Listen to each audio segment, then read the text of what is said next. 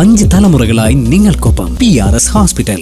ഒരു ജാതി, ഒരു മതം, ഒരു ദൈവം, ഒരു കുലം, ഒരു നീതി, ഒരു ഭാഷ, ഒരു ലോകം എന്നുള്ള സങ്കല്പം ഈ ഭൂമിയിൽ ആദ്യമായി പറയുന്നത് അയ്യാ വൈകുണ്ഠസ്വാമികളാണ്. ഒன்றേ ജാതി, ഒன்றേ കുലം, ഒன்றേ ദൈവമെന്ന് തിരുമൂലത്തിൽ ഒരു കഥ പറയുന്നുണ്ട്, അങ്ങനെ ഒരു സെൻറ്റൻസ് പറയുന്നുണ്ട്. അതിൻ്റെ ചുവട് പിടിച്ചായിരിക്കാം ഒരുപക്ഷെ അയ്യാ വൈകുണ്ഠസ്വാമി ഇത്രയും വിപുലമായ ഒരു കാഴ്ചപ്പാട് ലോകത്തിന് അവതരിപ്പിച്ചത്. 1809 ജനിച്ച് 1851 സമാധി ലോകത്തിന് സമാധിയായിട്ടുള്ള അയ്യാ വൈകുണ്ഠ സ്വാമി അവരുടെ 174 സമാധി ദിനമാണ് ഇന്ന്. തമിഴ്നാട് കന്യാകുമാരി ജില്ലയിലെ സ്വാമിത്തോപ്പ് എന്ന സ്ഥലത്തെ 1809 മാർച്ച് 13 മുടിച്ചൂട്ടും പെരുമാൾ എന്നാണ് മാതാപിതാക്കൾ നൽകിയ യഥാർത്ഥ പേര്.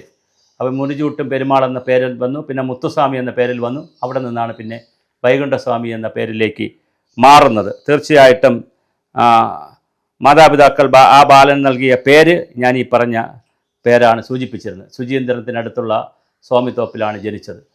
വളരെയധികം ബുദ്ധിമുട്ടുള്ള 18-ാം നൂറ്റാണ്ടിലായിരുന്നു അദ്ദേഹത്തിൻ്റെ ജനനം. 18-ാം നൂറ്റാണ്ടിൻ്റെ ഒരു പ്രത്യേകത, അന്ന് തൊട്ടതിനും പിടിച്ചതിനുമെല്ലാം കരം കൊടുക്കേണ്ടുന്ന ഒരു കാലഘട്ടമാണ്. സ്ത്രീകൾ മുലക്കരം കൊടുക്കണം, മീശക്കരം കൊടുക്കണം, അതുപോലെ തന്നെ മാട്ടുക്കരം കൊടുക്കണം, അതുപോലെ ഏണിക്കരം കൊടുക്കണം, തളക്കാണം കൊടുക്കണം, മേനിപ്പൊന്ന് കൊടുക്കണം, മുലൈവില, മീൻപാട്ടം, വലപ്പണം, ചെക്കർ വണ്ണാരപ്പാറ, തട്ടാരപ്പാട്ടം എന്നിങ്ങനെ നമുക്ക് കേട്ടാൽ ഭ്രാന്ത് വരുന്ന, ഈ കാലത്ത് കേട്ടാൽ വട്ട് വരുന്ന എല്ലാ കാര്യങ്ങളും. കാര്യം സ്ത്രീകൾ മുല കൊണ്ടു കിടക്കണമെങ്കിൽ കരം കൊടുക്കണമെന്ന് പറഞ്ഞാലോ, പുരുഷന്മാർ മീശ കൊണ്ടു കിടക്കണമെങ്കിൽ കരം കൊടുക്കണമെന്ന് പറഞ്ഞാൽ നമുക്ക് സങ്കല്പിക്കാൻ കഴിയുന്നതല്ല. കാരണം ഖജനാവിൽ പൈസ ഇല്ലെങ്കിൽ അങ്ങനെയാണെങ്കിൽ പിന്നെ ഇപ്പോൾ ബാലഗോപാലൊക്കെ രക്ഷപ്പെട്ടല്ലോ, നമ്മുടെ ധനമന്ത്രിയൊക്കെ. ആളുകൾക്ക് ഇങ്ങനെ ശരീരാവയവങ്ങൾ ഓരോന്ന് കൊണ്ടു നടക്കുന്നതിന് കരവേർപ്പെടുത്തിയാൽ മതിയല്ലോ. അങ്ങനെ അത് ഒരു വശത്ത്. മറുവശത്ത് തൊട്ടുകൂടായ്മ, തീണ്ടിക്കൂടായ്മ, പന്തി ഭോജനമില്ലായ്മ, ഒന്നിച്ചിരുന്ന് ഭക്ഷണം കഴിക്കാൻ കഴിയില്ല, കല്യാണം നടത്താൻ കഴിയില്ല, ഊരുവിലക്ക്, തൊട്ടുകൂടായ്മ, തീണ്ടിക്കൂടായ്മ, വഴി നടക്കാനാകില്ല, വലിയ ജാതി മത വിദ്വേഷമുണ്ടായിരുന്ന ഒരു കാലഘട്ടം.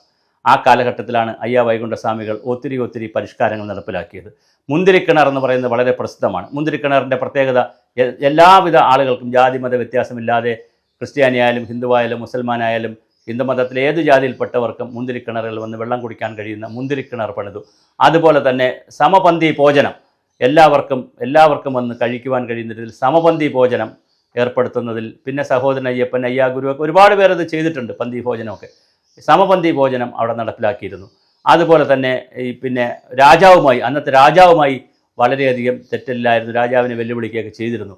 അതിൻ്റെ ഭാഗമായി തിരുവനന്തപുരം മണക്കാടുള്ള പിന്നെ ജയിലിൽ കുറച്ചു കാലം കിടക്കേണ്ടി വന്നു.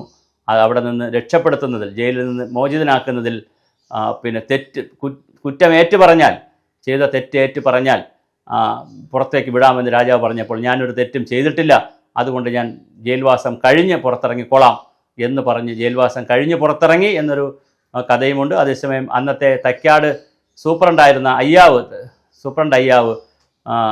ഇറക്കി, തൈക്കാട് അയ്യാ ഗുരുവിൻ്റെ വാക്ക് കേട്ടുകൊണ്ട് രാജാവ് കുറച്ച് ഇളവ് കൊടുത്തു എന്നൊരു കഥയും ചരിത്രത്തിൽ കിടപ്പുണ്ട്. എന്തായാലും ഒരു ഒത്തുതീർപ്പിനും വൈകുണ്ഠസ്വാമികൾ തയ്യാറായിരുന്നില്ല എന്നുള്ളത് എടുത്തു പറയേണ്ട കാര്യമാണ്. അപ്പോൾ തീർച്ചയായിട്ടും നമ്മുടെ രാജ്യത്തെ നവോത്ഥാനത്തെക്കുറിച്ച് ചിന്തിക്കുമ്പോൾ ശ്രീനാരായണ ഗുരുദേവൻ്റെയും ചട്ടമ്പി സ്വാമികളുടെയും അയ്യാ ഗുരുവിൻ്റെയും വേലായുധ പണിക്കരടക്കമുള്ള ഒരുപാട് ആളുകളുടെ പേര് നമ്മൾ പറയാറുണ്ട്. ആ പേരുകളിൽ ഏറ്റവും ഒന്നാമതായി നമ്മൾ ചർച്ച ചെയ്യേണ്ടുന്ന, ഏറ്റവും ആദ്യമേ തന്നെ നമ്മൾ പറയേണ്ടുന്ന പേരുകളിൽ ഒന്നാണ് അയ്യാ വൈകുണ്ഠസ്വാമി അവർകൾ. അദ്ദേഹം വൈകുണ്ഠനാഥൻ എന്ന പേരിലും അറിയപ്പെടും. ഒരു സമൂഹത്തിൻ്റെ അശരണരായ സമൂഹത്തിന് വിദ്യാഭ്യാസം കൊടുക്കുന്നതിന് വേണ്ടി അദ്ദേഹം പതി എന്ന പേരിൽ 1834-35 വർഷത്തിൽ വിദ്യാഭ്യാസ സ്ഥാപനം ആരംഭിച്ചിരുന്നു. അപ്പോൾ അറിവ് നേടുക, വിദ്യാഭ്യാസം കൊടുക്കുക, സമപന്തി ഭോജനം നടത്തുക, പിന്നെ അതുപോലെ അമ്പലങ്ങൾ പണിയുക, അമ്പലങ്ങളിൽ എല്ലാവർക്കും കയറുവാനുള്ള അവസരം ഉണ്ടാക്കി കൊടുക്കുക, കരം ഒടുക്കാതിരിക്കുക, സമരങ്ങളിൽ പങ്കെടുക്കുക, അങ്ങനെ വ്യത്യസ്ത മാർഗങ്ങളിലൂടെ. എന്നാൽ ഇതെല്ലാം ഒരു സമാധാനത്തിൻ്റെ വഴിയുമായിരുന്നു, സംഘർഷത്തിൻ്റെയോ വിപ്ലവത്തിൻ്റെയോ മാർഗമായിരുന്നില്ല.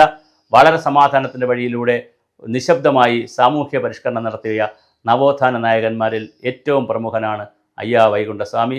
അദ്ദേഹത്തിൻ്റെ 174 സമാധി ദിനത്തിൽ തീർച്ചയായിട്ടും നമ്മൾ ഇത് പുതിയ തലമുറ പഠിച്ചിരിക്കണം. കാരണം ഇന്നത്തെ ന്യൂജൻ തലമുറ കുറച്ചു പേരെങ്കിലുമൊക്കെ ധരിച്ചിരിക്കുന്നത് നമ്മൾ വളരെ സുന്ദരമായി വന്നൊരു സമൂഹമാണ്, ഇവിടുത്തെ രാഷ്ട്രീയ പാർട്ടികളാണ് ഇതെല്ലാം നമുക്ക് ഉണ്ടാക്കി തന്നത്, അതിനു മുമ്പൊക്കെ ഇവിടെ സുന്ദരമായിരുന്നു എന്നാണ്. ഒന്നുമല്ല. നമ്മുടെ രാജ്യത്തെ ഉഴുതുമറിച്ചത് പട്ടിണിയിൽ നിന്ന്, ദാരിദ്ര്യത്തിൽ നിന്ന്, ഈ ജാതി മത മേൽക്കോയ്മയിൽ നിന്ന്, തൊട്ടുകൂടായ്മ, തീണ്ടിക്കൂടായ്മ എല്ലാറ്റിൽ നിന്നും മാനവരാശിയെ, മലയാളിയെ മോചിപ്പിച്ചെടുത്തത് നവോത്ഥാന നായകരാണ്. അവർ ഉഴുതുമറിച്ച മണ്ണിലാണ് പിന്നെ രാഷ്ട്രീയ നേതാക്കളൊക്കെ വന്ന് വിത്ത് വിതച്ചതും ഈ ആശയങ്ങൾ രൂപപ്പെടുത്തിയതുമൊക്കെ. എന്നാൽ യഥാർത്ഥത്തിൽ ഈ കളമൊരുക്കിയത് തീർച്ചയായിട്ടും വലിയ മഹാരഥന്മാരായ നവോത്ഥാന നായകരാണ്. അതിൽ ശ്രീനാരായണ ഗുരുദേവൻ്റെയൊക്കെ പേര് വളരെ ഉയരത്തിൽ തന്നെയാണ്. അതോടൊപ്പം നമുക്ക് പറയേണ്ടുന്ന പേരുകളിൽ ഒന്നാണ് അയ്യാ വൈകുണ്ഠസ്വാമികൾ. തീർച്ചയായിട്ടും അദ്ദേഹത്തിൻ്റെ ജന്മി കുടിയാൻ വ്യവസ്ഥയ്ക്കെതിരെയൊക്കെയുള്ള സമരങ്ങൾ വളരെ പ്രസിദ്ധമാണ്. എന്തായാലും ഇന്നത്തെ സമാധി ദിനത്തിൽ 174-ാം സമാധി ദിനത്തിൽ അയ്യാ വൈകുണ്ഠസ്വാമികൾക്ക് പ്രണാമം അർപ്പിക്കുന്നു. പുതിയ തലമുറ ഇതെല്ലാം പഠിക്കുക. വന്നുപോയ ഗുരുക്കന്മാർ, നവോത്ഥാന നായകർ നമ്മുടെ രാജ്യത്ത് ചെയ്തു വച്ചു പോയതിൻ്റെ ബാക്കി പത്രമാണ് നാം ഇന്ന് അനുഭവിക്കുന്നത്. അന്നെന്നോ അവർ വിതച്ച വിത്തുകളുടെ ഫലമാണ്, കായ്ഫലമാണ് നമ്മൾ ഇപ്പോൾ അനുഭവിക്കുന്നത്. അതിൻ്റെ മധുരമാണ്, സുഖമാണ് നുകരുന്നതെന്ന് പുതിയ തലമുറ സ്നേഹപൂർവ്വം സ്മരണയോടുകൂടി ഓർക്കേണ്ടതുണ്ട് എന്നുള്ളത് കൊണ്ടാണ് ഇത്തരത്തിൽ ഒരു വീഡിയോ ചെയ്യുന്നത്. എന്തായാലും അയ്യാ വൈകുണ്ഠസ്വാമികൾക്ക് പ്രണാമം.